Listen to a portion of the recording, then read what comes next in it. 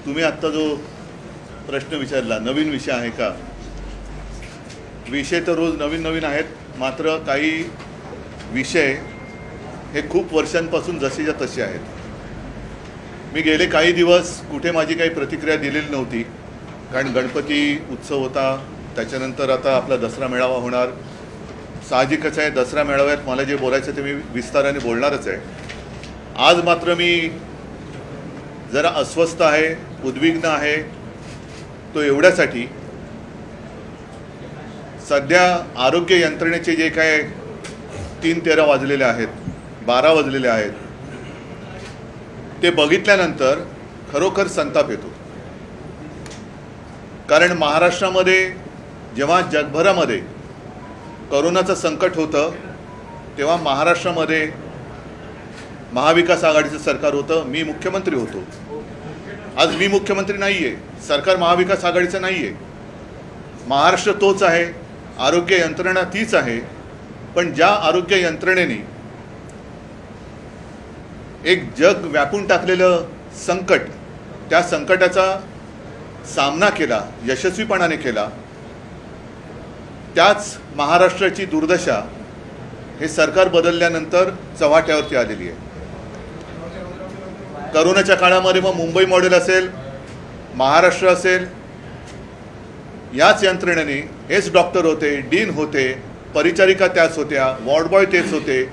यांनी जीवाची बाजी लावून रुग्णांची सेवा केली आणि कोरोनावरती इलाज नसताना सुद्धा जी काही औषधं वापरली जात होती ती औषधं अगदी महाराष्ट्रातल्या कानाकोपऱ्यात, दुर्गम भागामध्ये सुद्धा पोचवण्याचं काम या यंत्रणेने केलं होतं.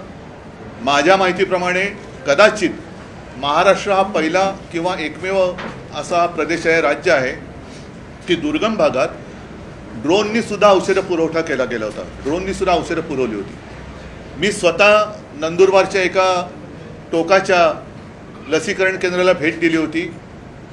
तिथे सुद्धा लसीकरण झालं होतं. कुठेही औषधांचा तुटवडा नव्हता, लसीचा तुटवडा नव्हता, डॉक्टर व्यवस्थित होते. अगदी काही डॉक्टर्स आणि रुग्ण म्हणजे परिचारिका असतील किंवा वॉर्डबॉयसुद्धा, यांचासुद्धा त्याच्यामध्ये मृत्यू झाला. पण ते कुठेही मागे हटले नाहीत, योद्ध्यासारखे लढले आणि त्या योद्ध्यांना आज बदनाम केले जाते. गेले काही दिवस ठाण्याचं रुग्णालय असेल, कळव्याचं असेल, छत्रपती संभाजीनगरचं रुग्णालय आहे, नागपूरचं आहे, अगदी नांदेडचं आहे, अजूनही काही ठिकाणच्या बातम्या येतातच आहेत. जबाबदार कोण? आणि मी आज जो म्हटलं की मला संताप एवढ्याच गोष्टीचा आलेला आहे, याच गोष्टीचा आलेला आहे. एक तर जबाबदारी कोणी घेत नाही आहे. ज्या वेळेला हे संकट महाराष्ट्रावरती आल्यानंतर मुख्यमंत्री कुठे आहेत? मी ज्या सरकारला 1 फूल 2 हाफ म्हणतो ते 1 फूल 2 हाफ कुठे आहेत? त्यातलं 1 फूल आणि 1 हाफ तर दिल्लीत आहेत, दुसरा हाफ कुठे आहेत कल्पना नाही मला. पण इकडे हॉस्पिटलमध्ये बळी जात असताना महाराष्ट्राचे मुख्यमंत्री हे दिल्लीमध्ये बसलेले आहेत. नक्षलवाद्यांचा सामना कसा करायचा? जरूर ते एक संकट आहे, पण रुग्णालयामध्ये जेवढे आज बळी गेलेले आहेत तेवढे काही वर्षांमध्ये नक्षलवाद्यांच्या हमल्यामध्ये बळी गेलेले नाहीत.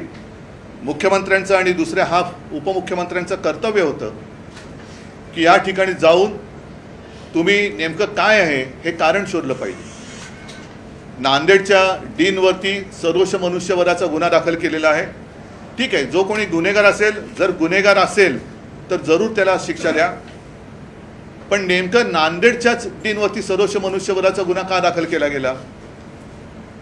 कळव्याच्या रुग्णालयामध्ये सुद्धा बळी गेलेत, छत्रपती संभाजीनगरमध्ये सुद्धा बळी गेलेत, नागपूर सुद्धा त्या नागपूरमध्ये सुद्धा बळी गेलेत. पण हा काही योगायोग आहे का की ज्या डीनला एका मस्तवाल गद्दार खासदाराने संडास साफ करायला लावला? कोणत्या जाती जमातीचा? आदिवासी आहेत असं ते म्हणतात. मी कधीच जातपात असं बघितलेलं नाही आहे, सगळ्यांना एका न्यायाने मी वागवलेलं आहे. पण संडास साफ करायला लावल्यानंतर त्या गद्दारावरती ॲट्रॉसिटीचा गुन्हा दाखल केला गेला म्हणून धमकवण्यासाठी त्या डीनवरती सर्वोच्च मनुष्यवधाचा गुन्हा दाखल केला गेला आहे का? औषधांचा तुटवडा हा राज्यभर आहे. ह्या 2-3 बातम्या आहेत की मंत्री म्हणत आहेत की औषधं मुबलक आहेत, पण प्रत्यक्षात खडखडाट आहे. ह्या बातम्याच मी मुद्दा म्हणून तुमच्याच माध्यमातून आलेल्या बातम्या आहेत. मग त्या इलेक्ट्रॉनिक मीडिया असेल किंवा प्रिंट मीडिया असेल, या तुम्हीच छापलेल्या आणि तुम्हीच दिलेल्या बातम्या आहेत. मग हे नेमके मंत्री कोण आहेत? कारण हे खातं हे विभागलं गेलेलं आहे, आरोग्य खाते विभागले गेले, हॉस्पिटल कोणाकडे आहेत, बाकी काय कोणाकडे आहे. पण मग हे जे मंत्री दावा करतायत ते कोणी असतील? ही एक बाजू ते मांडत असताना दुसरीकडे तो सुद्धा व्हिडिओ फिरतोय, तुमच्याच माध्यमातून आलेला आहे. चंद्रपूरमधली एक महिला सांगते की आम्ही काय करणार, औषधं आणण्यासाठी आम्हाला लिहून दिलं जातं आणि बाहेरून औषधं खरेदी करा असं सांगतायत. मग प्रधानमंत्र्यांच्या ज्या काही योजना आहेत, महाराष्ट्र सरकार ज्या काही योजना आहेत, महात्मा फुले काय जन आरोग्य योजना आहे, आणखीन काही योजना आहेत, मुख्यमंत्री सहायता निधी आहे, तो मुख्यमंत्री सहायता निधीतून ह्या सगळ्या औषधांचा खर्च केला जाणार आहे का? कारण त्याची सुद्धा एक मला असं वाटतं चौकशी व्हायला पाहिजे की नेमकी ती मदत कोणाला जाते, ती बिलं खरी आहेत का त्याच्यात सुद्धा काही आहे. हा एक संशोधनाचा विषय दुसरा होऊ शकतो. पण आज औषधं कुठे नाहीत. करोनाच्या काळामध्ये कुठेही औषधाचा तुटवडा नव्हता. आज दुसरी कोणतीही साथ नाही आहे. साथ आहे ती भ्रष्टाचाराची साथ आहे.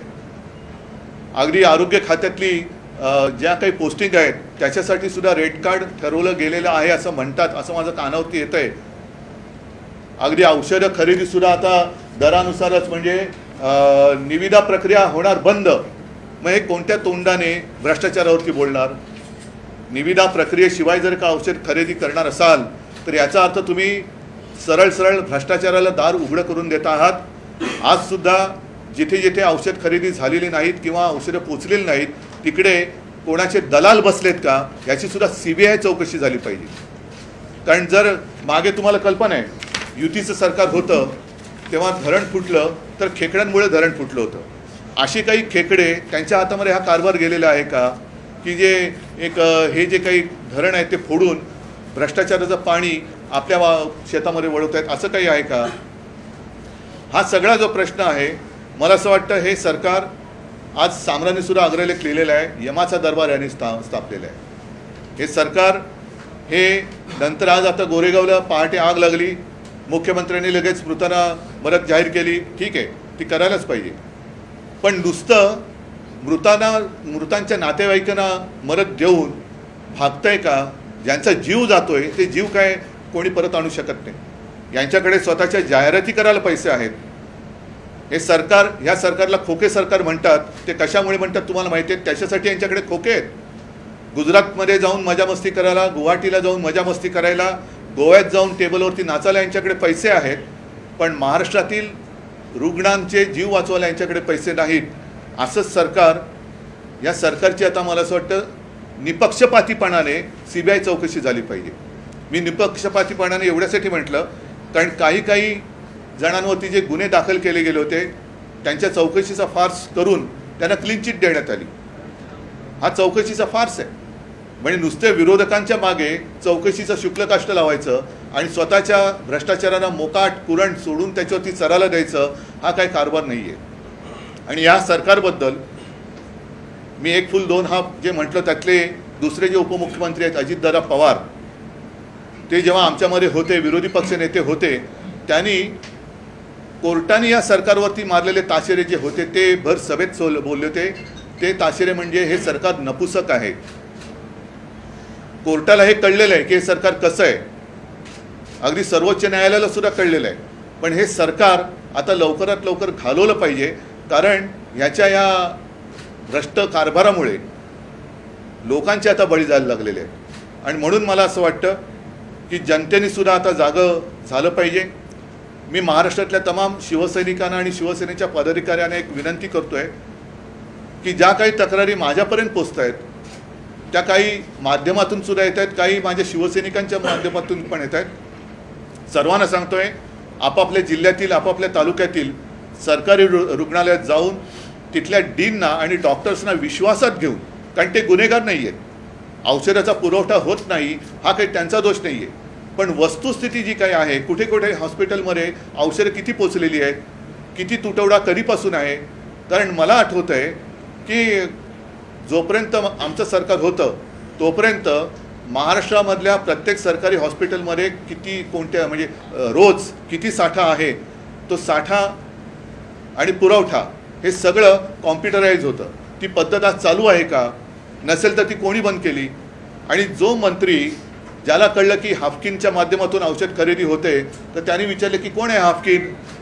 असे जर का दिव्य ज्ञानी मंत्री त्या खात्याचे कारभार सांभाळणार असतील तर पहिलं त्यांच्या बुद्धीवरती इलाज करायला पाहिजे आणि मग त्यांच्याकडे खातं दिलं गेलं पाहिजे. तर हा जो काही सगळा एक कारभार चाललेला आहे माणुसकीला सोडून चाललेला आहे. म्हणजे सगळे मंत्री पालकमंत्री कोण होणार याच्यासाठी रुसवे फुगवे चाललेले आहेत. मंत्रिपदासाठी मारामाऱ्या चाललेल्या आहेत. औषधं खरेदीसाठी पैसे नाहीत पण परदेशवाऱ्या चाललेल्या आहेत. लोकशाही स्वतः चुरगण्यासारखी टेबलवर पडलेली असताना आपले ट्रायब्युनल जे आत्ताचे आहेत ते म्हणजे पेशंट टेबलवरती आणि डॉक्टर दौऱ्यावरती अशी त्याची परिस्थिती होती. तर असा हा सगळा उथळ कारभार चालू असताना महाराष्ट्राच्या जनतेने आता या मंत्र्यांना ठिकठिकाणी जाब विचारला पाहिजे. नुसतं डीनवरती ढकलून हे चालणार नाही. कारण आज काही डॉक्टरांनी सुद्धा एक लेख लिहिलेला आहे, मला वाटतं लोकमतमध्येच आलेलं आहे. डॉक्टर मुळके का काहीतरी त्यांचं नाव आहे, डॉक्टर मुळके, बरोबर आहे. त्यांनी तेच म्हटलं की सगळे आपण डॉक्टरांच्या माथी का मारताय, बरोबर आहे. आणि मी हेही मान्य करतो की आमचं सरकार असताना सुद्धा काही जागा रिक्त होत्याच, पण त्याचा फटका हा आम्ही रुग्णांना पडू दिला नव्हता. दुसरा एक महत्त्वाचा मुद्दा असा की गेल्या 4-5 दिवसात जे काही बळी गेलेत त्याला कारण एक हेही असू शकेल, त्याचीसुद्धा चौकशी झाली पाहिजे की जेव्हा सलग सुट्ट्या येतात तेव्हा डॉक्टरांच्या ड्युटीज ह्या लावून दिल्या जातात. नाहीतर सगळेच थोडे सुट्टी म्हटल्यानंतर शिथिलता येते.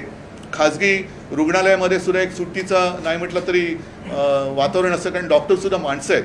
पण त्यावेळेला यंत्रणा म्हणून जी काही असते ती यंत्रणा तिथे दिसते, प्रशासने तिथे दिसतं की ह्या सुट्टीच्या दिवसामध्ये थोडंसं ड्युटी अरेंज करून त्यांना ते द्यायचं की जेणेकरून रुग्ण आल्यानंतर किती कोणत्याही आजाराचा असला तरी त्या ह्याचा एक तरी डॉक्टर तिकडे हजर पाहिजे. तर ह्या ड्युटीज लावल्या गेल्या होत्या का? औषधं नसतील तर औषधं कशामुळे नाही आहेत? आणि आता विना निविदा जर का औषध खरेदी होणार असेल तर हे भ्रष्टाचाराला उघड उघड आमंत्रण आहे. आणि मग हे भ्रष्टाचाराविरुद्ध लढणाऱ्या पंतप्रधानांना सुद्धा मान्य आहे का? हाच माझा एक प्रश्न आहे. हायकोर्टमध्ये या विषयावर हिअरिंग होत होती. आता हायकोर्टमध्ये सरकारच्या वकिलांचं असं म्हणणं आहे की गावाचे जे रुग्णालय आहेत त्यात पेशंट एकदम सिरियस झाल्यानंतर ॲडमिट होतात म्हणून मृत्यू पडतो. हे आता नवीन काय पद्धत आली का? आतापर्यंत काय असे रुग्ण येत नव्हते हॉस्पिटलमध्ये? हा म्हणजे अत्यंत नालायकपणा आहे, निर्घुणपणा आहे. पेशंट सिरियस झाल्यावरती आला तरी तो औषधाविना काय जातोय? मग तुमच्याच माध्यमातून जे काही दिसतंय, आज मी म्हटलं ना चंद्रपूर, त्यांना लिहून दिलं जातं, औषधाच्या लिस्ट दिले जातं, हे औषध बाहेर जाऊन खरेदी करा.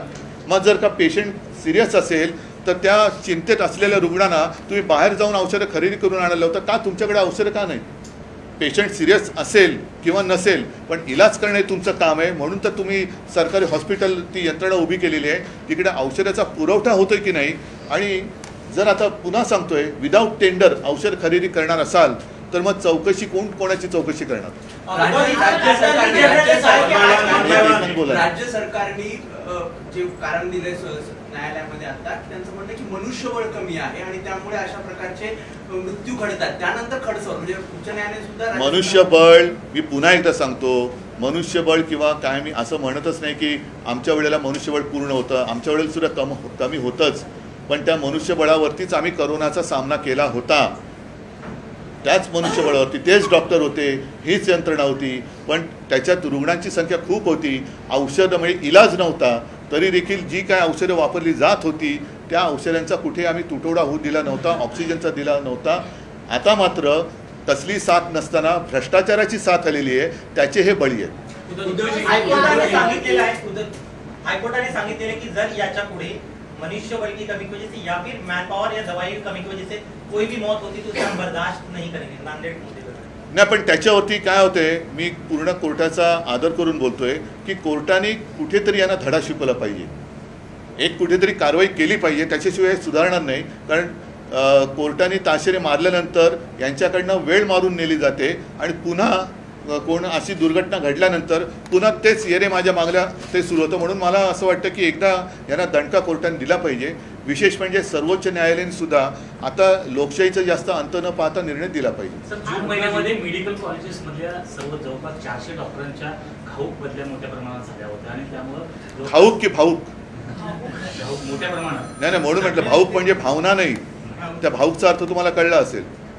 तडकाफडकी बदल्या अशा झाल्या होत्या आणि त्यातले जवळपास नाही आता सध्या डॉक्टर्स अद्यापर्यंत आता जे पोस्टिंग चाललेलं आहे हे मी आरोप करत नाहीये, ही कुजबूज आहे. आताची जी पोस्टिंग आहे त्याचं रेट कार्ड ठरवलं गेलं असं माझ्या कानावर आलं.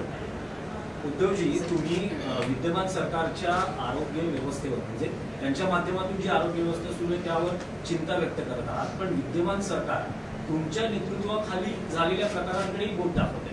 नाही ते जाऊ द्या, असे भ्रष्टाचार असेल, म्हणूनच माझं म्हणणं आहे ना, झालेले मृत्यू असतील, हा तुमचा प्रश्न विदर्भातल्या एका हॉस्पिटलमध्ये या गोष्टींकडेही तुमचे हा तुमचा प्रश्न त्यांच्या वतीने अगदी योग्य आहे.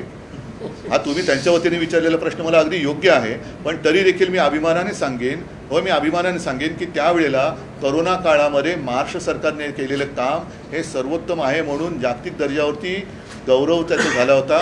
आणि त्याच काळामध्ये राज्यातल्या सर्वोत्तम मुख्यमंत्र्यांमध्ये माझं नाव येत होतं. हे माझं कौतुक नव्हतं, तर ह्या यंत्रणेचं कौतुक होतं. त्याच्यामुळे नुसती बोटं दाखवून चालणार नाही आहे. आत्ता जे काय यांचं खोटं सगळं पडलेलं आहे त्याच्यावरती बोला. आज तर कुठेही साथ नाही आहे, मनुष्यबळ हेच होतं, डॉक्टर हेच होते. आणि त्यावेळेला तर निविदा प्रक्रियेतनं औषधं खरेदी केली जात होती, हाफकिनच्या माध्यमातून केली जात होती. आता जर आरोग्यमंत्र्याला हाफकिन ही संस्था आहे तर आता कोणतरी दलाल आहे हेच माहिती नसेल तर ते कोणाकडे बोट दाखवणार? आरोग्यमंत्री यामध्ये कुठेही चित्रात दिसत नाहीये ना. त्यांनी जाऊन भेट घेतलेली आहे. महाविकास आघाडीमधील जे माजी मंत्री नेते ते जाऊन तिथे भेट देत आहेत, मात्र आरोग्यमंत्री कुठेही या चित्रामध्ये नाही. ते पोस्टरवरती दिसतील तुम्हाला. तेच तर आहे, यांच्या जाहिराती करायला यांच्याकडे पैसे आहेत. या सगळ्या यात्रा सहली करायला, आमदार इकडे तिकडे फिरवायला, खासदारांना फिरवायला पैसे आहेत, मात्र औषधं खरेदी करायला पैसे नाहीत. हे फार संतापजनक आहे. नाही आता याच्यापूर्वी बघा, शेवटी जबाबदारी कोणीच घ्यायला तयार नाही आहे. जालनामध्ये मराठा समाजाचं जे जरांगे पाटलांच्या नेतृत्वाखाली आंदोलन सुरू होतं त्याच्यावरती अतिरेक्यांसारखी पोलीस कारवाई झाली, कोणीच जबाबदारी घेतली नाही. वारकऱ्यांवरती लाठी हल्ला झाला, कोणीच जबाबदारी घेतली नाही. बारसूमध्ये तर महिलांना अत्यंत निर्घुणपणाने मारहाण केली, कोणीच जबाबदारी घेतली नाही. आत्तासुद्धा मुख्यमंत्र्यांच्या कळव्यामध्ये सुद्धा काही दिवसापूर्वी बळी गेले तरीसुद्धा मुख्यमंत्री तिकडे फिरकले नाही आहेत. आत्ता नागपूरमध्ये बळी गेले, उपमुख्यमंत्री फिरकले नाहीत. म्हणजे हा निर्घुणपणा आहे. म्हणजे एक तर गणपतीच्या दिवसांमध्ये नागपूर बुडालं होतं तरी आपले मुख्यमंत्री बॉलिवूडच्या सिनेतारकांमध्ये फोटो काढण्यामध्ये व्यस्त होते. का नागपूरमध्ये ज्यांच्या घरात पाणी घुसलं त्यांच्या घरात गणपती नव्हते का? ते हिंदू नव्हते? म्हणजे जर तुम्हाला हिंदू मुस्लिम करायचं असेल, गणपती घरी होते म्हणत असाल तर गणपती त्यांच्याही घरी होते ज्यांच्या घरामध्ये नागपूरमध्ये पाणी घुसलं. मग तेव्हा मुख्यमंत्री का नाही गेले? ते आपल्या सहकुटुंब सहपरिवारासह सगळ्यांना खोरून बोलून बॉलिवूडच्या ताऱ्यांसोबत फोटो काढण्यात मग्न होते. आता सुद्धा मुख्यमंत्री का जात नाहीत तिकडे? सर, एकीकडे सरकार म्हणतंय की फंड्स डिस्पर्स केले जात आहेत, पण दुसरीकडे 30% 70%चा जो गोळ आहे प्रोक्युअरमेंट होत नाहीये. हाफकिन म्हणताय आता आमच्या हातात काही नाहीये. कुठेतरी एक नॉन कोऑर्डिनेशन आहे आणि सरकार सिरियस नाहीये असं वाटतंय. नक्कीच माझ्या म्हणण्याचा रोग तोच आहे की महाराष्ट्र आता 1960 सालापासून महाराष्ट्र एक राज्य अस्तित्वात आलं. त्याच्यानंतर गेली इतके वर्ष आपलं कारभार चाललेला आहे, एक यंत्रणा लागलेली आहे. आणि मी पुन्हा सांगतो की करोना काळामध्ये जी यंत्रणा होती तीच यंत्रणा आत्तासुद्धा आहे. मग करोनामध्ये ज्यांनी महाराष्ट्र वाचवला ती यंत्रणा आत्ता नालायक कशी काय होऊ शकते? म्हणजेच यांचं फक्त धुसफूस चाललेली आहे, तुतू मैमे चाललेलं आहे. पालकमंत्रीपदावरनं मारामाऱ्या चाललेल्या आहेत, मंत्रिपदावरनं मारामाऱ्या चाललेल्या आहेत, पण जनतेसाठी कोणीच लढत नाहीये.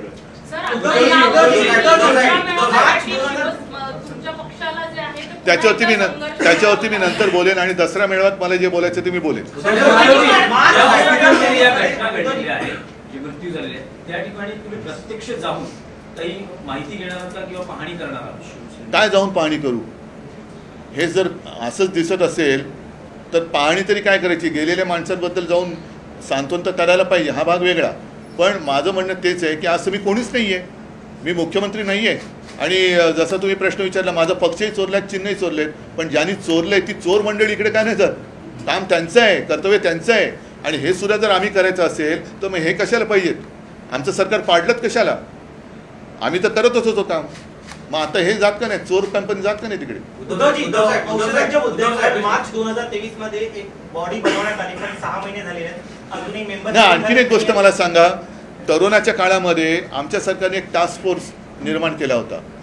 आता करोनाची साथ गेल्यानंतर साहजिकच आहे, फक्त एकच आहे, दुर्दैवाने माझं सरकार गद्दारी करून यांनी पाडलं, त्याच्यामुळे मला टास्क फोर्सचं तसं काही नीट आभार मानता आले नाहीत, कारण ही सुद्धा तज्ज्ञ लोक होती आहेत.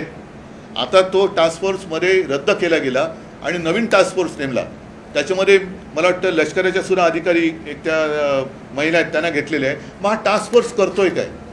आता या टास्क फोर्सवरती काय जबाबदारी दिलेली आहे? काम काय आहे? का नेमलेला आहे हा टास्क फोर्स? मग तुम्ही जे म्हणता मी जाणार का, ह्या टास्क फोर्सला पाठवा तिकडे. टास्क फोर्सने जावं सगळ्या हॉस्पिटलमध्ये, राज्याचा दौरा करावा आणि विचारपूस करावी औषधं आहेत की नाही. नेमकं तुम्ही आता म्हणताय की रुग्ण सिरियस होऊन तिकडे येत आहेत, तर जनजागृती करा.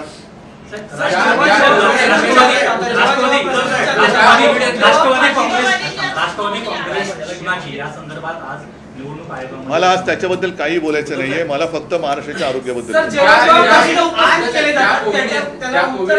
उत्तर न देता प्रतिमा मलिन करण्याचा प्रयत्न केला जातो असं तुम्हाला वाटतंय का?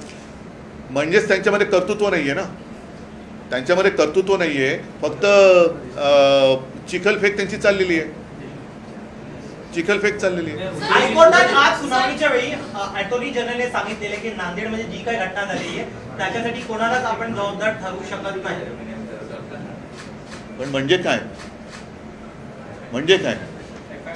मॅनपॉवर बद्दल सांगत नाहीये किंवा हो, पण त्या डीनवरती सदोष मनुष्यवधाचा गुन्हा दाखल झाला असं मी वाचलं आणि म्हणून तर मी तुम्हाला बोलवलं की जर त्यांच्यावरती त्यांना संडास साफ करायला लावला आणि म्हणून त्या गद्दारावरती जर का ॲट्रॉसिटी झाली म्हणून यांच्यावरती सदोष मनुष्यवधाचा गुन्हा दाखल होणार असेल तर मग बाकी ठिकाणी का नाही होते? त्याच्यानंतर संभाजीनगर वारंवार केवळ दुर्घटना घडत आहेत, त्याच्यावर सरकारकडून काही कारवाई होताना किंवा प्रतिबंधात्मक उपाय होताना दिसत नाहीत. अशा वेळी काय केलं पाहिजे किंवा शिवसेना काही आक्रमक भूमिका?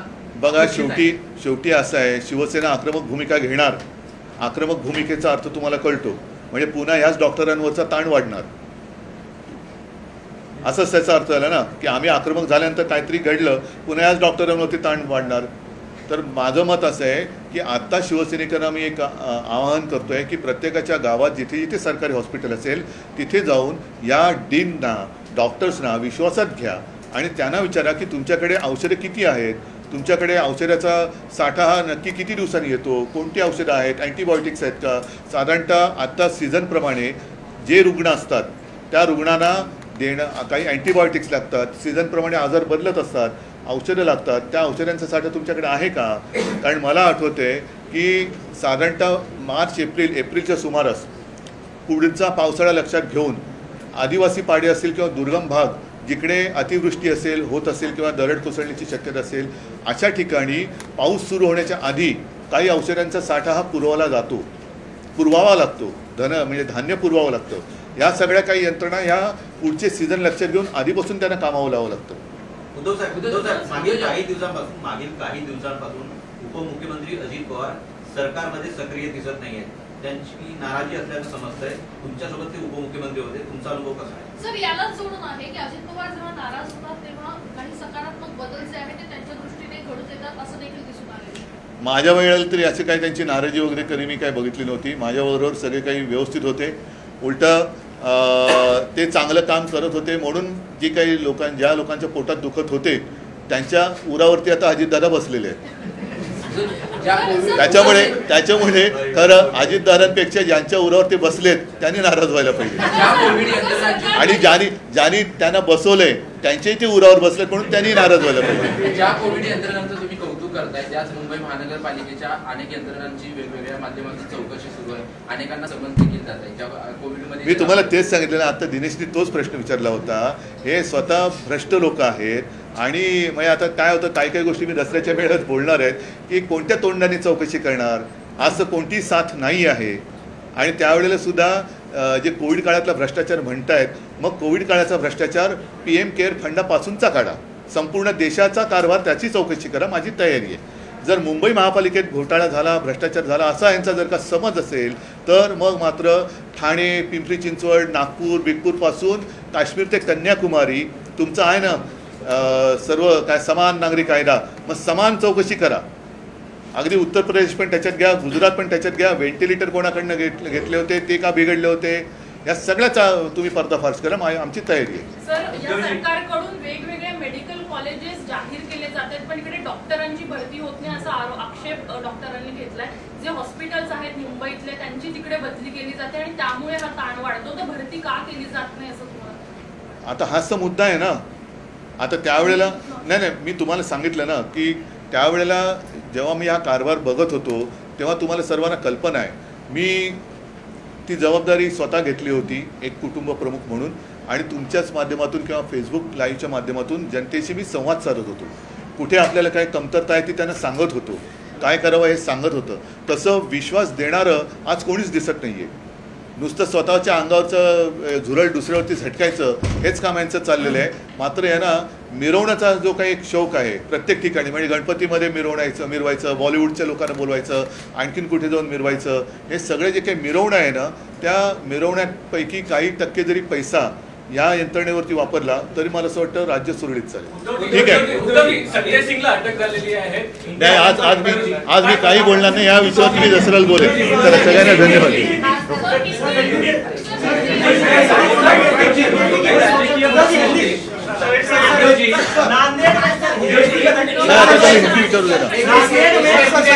मरीज लगातार मर रहे हैं, सरकार कह रही है दवाइयाँ कमी, लेकिन जमीन पे हकीकत अलग है.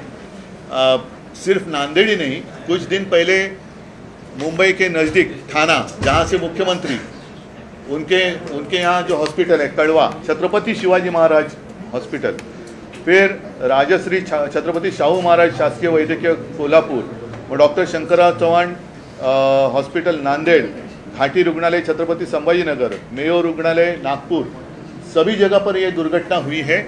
और मैं तो यही कहता हूँ, जो भी सिस्टम है, यंत्रणा, वो वही है जिसने कोरोना के समय में काम किया था, अच्छा काम किया था, और उसके नतीजे आप सबको पता है. उस वक्त मैं चीफ मिनिस्टर था और कई बार देश में एक अच्छा मुख्यमंत्री, उसमें मेरा नाम आया था. वो गौरव मेरा नहीं था, इन लोगों का था. यही डॉक्टर्स हैं, यही नर्सेस हैं, यही सब वार्ड बॉयज़ हैं. उस वक्त कोरोना के लिए कोई इलाज नहीं था, लेकिन जो भी दवाइयाँ यूज़ कर रहे थे उनकी कभी भी हमने कमी नहीं होने दी थी. आज अचानक ऐसे क्या हो गया? कौन सी ऐसी बीमारी है, कौन सी ऐसी महामारी आई है कि लगातार लोग मर रहे हैं और कोई कुछ नहीं बोल रहा है? कोई कुछ नहीं बोल रहा है. किसकी जिम्मेदारी है? कहाँ है हेल्थ मिनिस्टर? कहाँ है? दो हेल्थ मिनिस्टर है, एक चीफ मिनिस्टर और दो, जिसे मैं एक फुल दो हाफ कहता हूँ. कहाँ गए वो लोग? मुख्यमंत्री भी नहीं है, दोनों उप मुख्यमंत्री नहीं है. मुझे जानकारी मिली कि मुख्यमंत्री और फडणवीस साहब तो दिल्ली में बैठे हैं, वहाँ नक्सल के बारे में, उनके बारे में कुछ मीटिंग चल रही है. ठीक है, मैं मानता हूँ वो भी विषय महत्वपूर्ण है, लेकिन जितने सारे लोग मर गए, दुर्भाग्य की बात है. नक्सलियों के हमलों से ज़्यादा लोग सरकार के अस्पताल में मर रहे हैं, तो प्राथमिकता किससे देनी चाहिए? डॉक्टर को बलि का बकरा बनाया. डॉक्टर, हाँ वही मैं बोलता हूँ ना. तो प्राथमिकता किसे मिलनी चाहिए? मुख्यमंत्री वहाँ जाने चाहिए, उप मुख्यमंत्री वहाँ जाने चाहिए. नागपुर में होने के बावजूद जहाँ से देवेंद्र फडणवीस जी आते हैं, उनके लिए मैंने एक शब्द का इस्तेमाल किया था तो बहुत ही मिर्ची लगी थी उनको, लेकिन आज वो क्या कहेंगे अपने आप को? नागपुर में हादसा होने के बाद भी देवेंद्र फडणवीस वहाँ नहीं जा रहे हैं. अजित पवार साहब तो पता नहीं उनकी नाराज़गी दूर हुई या नहीं हुई. और दूसरे हमारे जो मुख्यमंत्री, जिसे इलीगल बेकायदा सरकार चालवणारे मुख्यमंत्री हैं, उनकी तो कोई जिम्मेदारी ही नहीं है.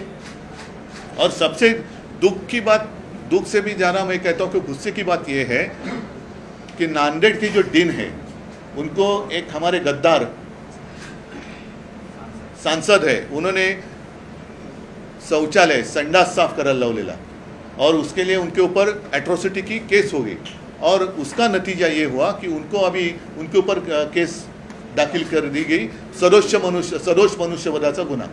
अगर उनका गुनाह है तो कड़वा में किसका गुनाह है, नागपुर में किसका है, छत्रपति संभाजीनगर में किसका है? जहाँ भी ऐसे सारे मृत्यु हो रहे हैं वहाँ कौन गुनहगार है? असलियत तो यही है कि खुलेआम भ्रष्टाचार चल रहा है. अब तो जो न्यूज़ आई है, विदाउट टेंडर वो दवाइयाँ खरीदने जा रहे हैं. मंत्री तो कहते हैं कि हर जगह अभी दवाइयाँ हैं, दवाइयों की कमी नहीं है, लेकिन सच्चाई यही है जिसकी असलियत जो है आपके माध्यम से सब पूरी दुनिया देख रही है. चंद्रपुर हो या कहीं भी हो, कोई पेशेंट जाता है तो उनको वहाँ दवाइयाँ नहीं मिलती, उनको प्रिस्क्रिप्शन दिया जाता है और बाहर से जाकर खरीद करके लाओ। तो बोलते फिर जो कुठली आपली थी महात्मा ज्योतिबा फुले जन आरोग्य योजना है और प्रधानमंत्रियों की, फिर वो योजना गई कहाँ? तो ये सारा मामला देखने के बाद इनके पास कोई संवेदना नहीं रही है और इनको कोई भी सरकार चलाने का अधिकार नहीं है। सारे लोगों ने, तो मैं कहता हूँ सरकार ने इस्तीफा देना चाहिए, अगर नहीं तो दोनों जो आरोग्य मंत्री है उन्होंने इस्तीफा देना चाहिए। हाईकोर्ट ने और ये जो सब कुछ हुआ है तो उसकी सीबीआई जांच होनी चाहिए। हाईकोर्ट ने फटकार लगी, आपको लगता है कुछ बदलाव आया? क्योंकि कोर्ट में उनके एजी कोर्ट ने फैसला देना चाहिए। कोर्ट तो हमेशा उनको फटके देती रहती है, फटक्यावरती फटका सरकार देते, कोर्ट देते, पण सरकार एवढं निगरगट्ट झालेलं आहे, उनको कुछ पडी नाही है उनको। उद्धवजी, एक राजकीय विषय होता की पहाटेच्या शपथविधीचं कवित्व अजूनही सुरू आहे। रोज नवे धक्कादायक खुलासे होत असतात। फडणवीसांनी आता नावा घोषित केलाय की राष्ट्रपती मला या सगळ्या विषयावरती मी या विषयावरती दसऱ्याच्या मेळाव्यात जरूर बोलेन, पण आजचा विषय जो आहे तो फार गंभीर आहे, कारण हे राजकीय विषय आहेत, पण मी राजकारण करताना माणुसकी कधी सोडणार नाही। त्याच्यामुळे माझ्या राज्यातली माणसं जर औषधाशिवाय तडफडून मरत असतील तर मी त्याच्यात राजकारण करू इच्छित नाही, पण ह्याच्यात जे खरे गुन्हेगार आहेत त्या गुन्हेगारांना सजा झालीच पाहिजे। आणि मंत्री असोत किंवा कोणी असो, त्यांचं जे काही दुर्लक्ष आहे, एक तर त्यांना त्याच्यात ज्ञान आहे की नाही हा एक महत्त्वाचा विषय आहे। आणि म्हणून मी म्हटलं ना की सरकारच्या एवढ्या ज्या योजना आहेत त्या योजना गेल्या कुठे? मग हा जो काय खर्च जनतेला करायला लावतात तो खर्च मुख्यमंत्री सहायता निधीतून होणार आहे का? महात्मा फुले जन आरोग्य सेवेतनं होणार आहे का? प्रधानमंत्री काय योजना असेल त्याच्यातनं होणार आहे का? PM केअर फंडातून होणार आहे का? कोणाला प्रश्न विचारायचे कोणी? कारण प्रश्न ज्यांनी विचारला त्यांच्या मागे तुम्ही चौकशीचं शुल्क कष्ट लावता। जर ह्यांचा भ्रष्टाचार दाखवला तर हे उलटी बोटं दाखवतात, जिथे भ्रष्टाचारच नाही आहे तिकडे बोटं दाखवून हे सुटू शकत नाही। कारण शेवटी कोणी किती काही म्हटलं तरी अनुभव हा सगळ्यात मोठा गुरु असतो आणि तो अनुभव या सरकारचा ही जनता घेते आहे। ही जनता यांना न्यायालयाचे फटकारे बाजूला, पण ही जनताच यांना निवडणुकीत फटका दिल्याशिवाय राहणार नाही। देश विदेशातील प्रत्येक घडामोडींचे लाईव्ह अपडेट मिळवण्यासाठी आता साम टीव्हीच्या सर्व सोशल मीडिया प्लॅटफॉर्मला लाईक, फॉलो आणि सबस्क्राईब करा। तसंच सर्व नोटिफिकेशनसाठी बेल आयकॉन प्रेस करायला विसरू नका।